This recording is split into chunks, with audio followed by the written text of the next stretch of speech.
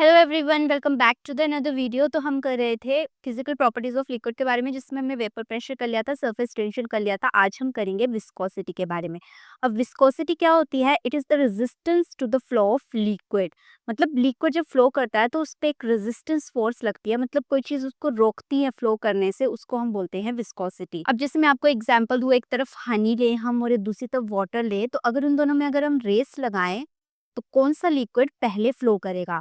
Obvious सी बात है, water पहले फ्लो करेगा, क्योंकि हनी थोड़ा सा थिक होता है और डेंस होता है।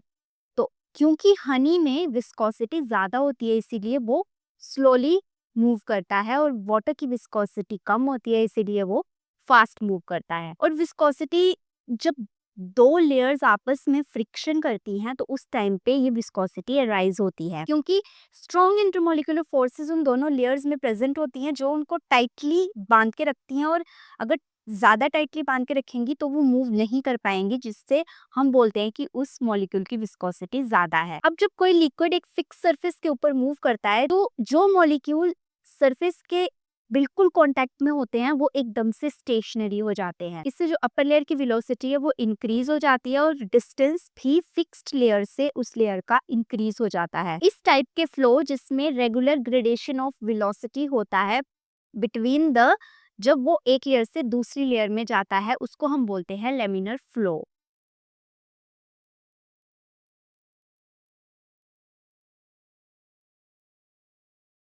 अगर हम किसी फ्लोइंग लिक्विड के ऊपर और नीचे लेयर्स रखते हैं तो जो हमारी अबव वाली लेयर है वो उस लिक्विड को एक्सेलरेट करेगी, लेकिन जो नीचे वाली लेयर है वो उस लिक्विड को रेजिस्ट करेगी, मतलब उसको फ्लो करने से रोकेगी। तो हमारे पास यहाँ पर एक फॉर्मूला आता है which is F is directly proportional to A, जहाँ पर F होता है फोर्स और A is the area of contact. अब हमारे पास यहाँ पर एक वेलोसिटी ग्रेडियंट आता है which is du is equal to dz। तो हम इसको यहाँ पर पुट कर देंगे। अब मैं इस प्रोपोर्शनैलिटी को हटाऊंगी तो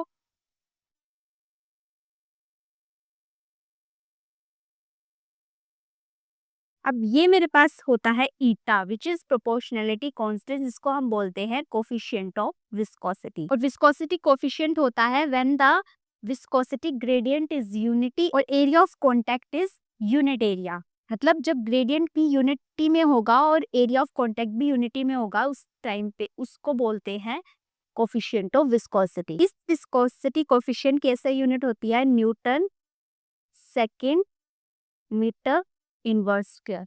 अब ग्रेटर द विस्कोसिटी मैंने आपको बताया, तो लिक्विड जो है वो स्लोली मूव करेगा। जैसे हनी में था, हनी की विस्कोसिटी ज्यादा होती है तो इसलिए वो स्लोली मूव करता है।